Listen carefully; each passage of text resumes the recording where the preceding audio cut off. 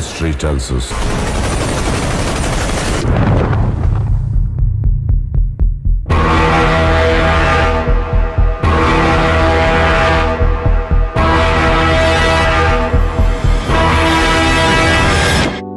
से बनी केजीएफ भारत की नंबर 1 एक्शन फिल्म। सालार और केजीएफ के टकराव का क्या नतीजा होगा? क्यों बदला नवीन कुमार गोड़ा ने अपना नाम? डायरेक्टर प्रशांत नील के अपकमिंग प्रोजेक्ट्स केजीएफ चैप्टर 2, यश के साथ और प्रभास के साथ सालार जनता के बीच एक सॉलिड चर्चा पैदा कर रहे हैं। केजीएफ 2 अगले साल 14 अप्रैल 2022 को रिलीज होने वाली है। निर्देशक इसके पोस्ट प्रोडक्शन के काम में व्यस्त है। वहीं प्रभास की डेब्यू कन्नड़ फिल्म सालार भी 14 अप्रैल 2022 को रिलीज होगी। वैसे दोनों फिल्में एक दूसरे से बिल्कुल अलग हैं, लेकिन दोनों फिल्मों में एक और बात कॉमन है, रिलीजिंग डेट के अलावा। हाल ही में प्रशांत नील ने ट्वीट पर फैंस को इन्फॉर्म किया कि musician Ravi Basrur KGF chapter 2 और सालार दोनों के लिए संगीत तैयार करेंगे। उन्होंने रवि के साथ एक तस्वीर शेयर की और लिखा, वन एंड ओनली प्लेस जहां केजीएफ चैप्टर 2 और सालार एक दूसरे को क्रॉस कर सकती है, वो एक बसरूर रवि स्टूडियो। खुद जादूगर के साथ संगीत पर काम करना एक बेहतरीन एक्सपीरियंस रहा।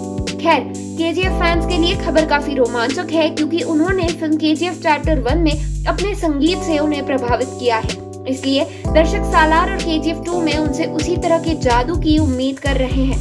वहीं प्रशांत नील की सबसे एंटिसिपेटेड फिल्म केजीएफ 2 में संजय दत्त, रवीना टंडन, श्रीनिधि शेट्टी, प्रकाश राज, अनंत नाग और अन्य भी प्रमुख भूमिकाओं में है। दूसरी ओर सालार में श्रुति हसन मुख्य भूमिका में है। फिल्म कन्नड़, तेलुगु, तमिल, मलयालम और हिंदी में रिलीज होगी।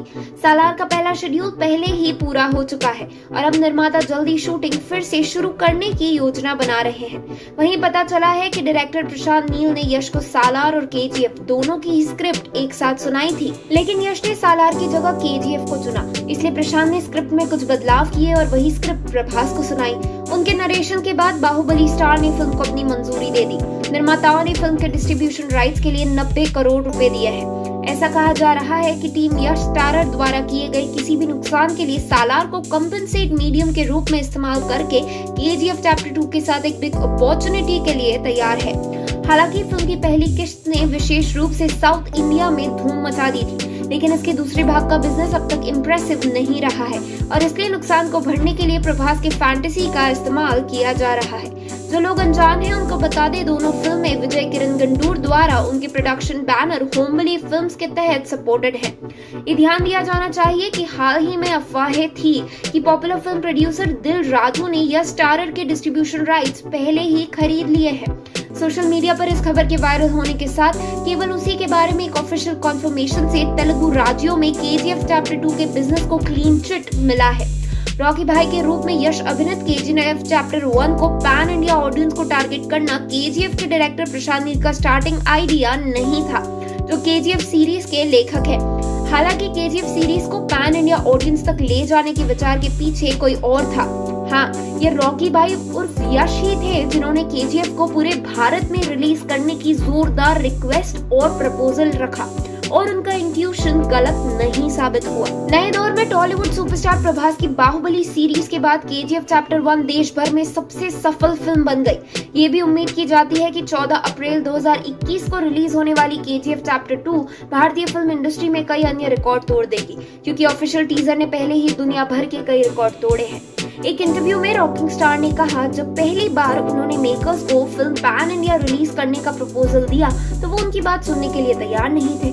भले ही वो प्रपोजल से कन्विंस थे, नॉर्थ इंडिया में डिस्ट्रीब्यूटर्स ने उन्हें एक सेल्समैन के रूप में माना और उन्हें केजीएफ चैप्टर 1 को रिलीज करने से इनकार कर दिया।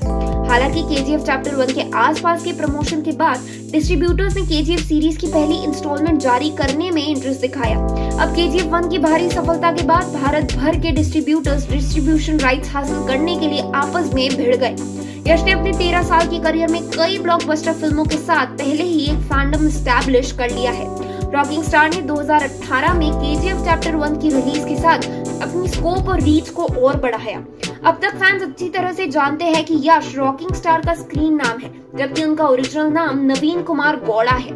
लेकिन क्या आप जानते हैं कि कन्नड़ एक्टर ने यश को अपने स्क्रीन नाम के रूप में रखने का ऑप्शन क्यों चुना? मुख्य किरदार के रूप में उनकी पहली फिल्म रॉकी थी, जो उनकी पहली हिट फिल्म भी थी, जिसके बाद एक्टर ने कभी पीछे मुड़कर नहीं देखा और फिल्मों में मुख्य किरदार के रूप में अभिनय किया और अब वो साउथ इंडियन इंडस्ट्री के one of the most prominent actors के रूप में एक है। नवीन गौड़ा और यश को तो कुछ अन्य फैंसी नामों के साथ अपना नाम बदलने का सुझाव दिया गया था, तब एक्टर ने फिल्म इंडस्ट्री के लिए अपने असली नाम की जगह अपने बचपन का नाम यश रखने का फैसला किया। यश को उसके दोस्त भी टाइगर कहकर बुलाते थे। यश की मच एंटिसिपेटेड फिल्म KGF 2 अगले साल 14 अप्रैल 2022 के लिए रीशेड्यूल की गई है। तब तक फैंस को इंतजार करना होगा मॉन्स्टर रॉकी भाई की दहाड़ के लिए। वहीं आप फिल्म के लिए कितने एक्साइटेड हैं हमें कमेंट बॉक्स में जरूर बताइए। वीडियो को लाइक और शेयर करिए, साथ ही चैनल को सब्सक्राइब करना ना भूलिए।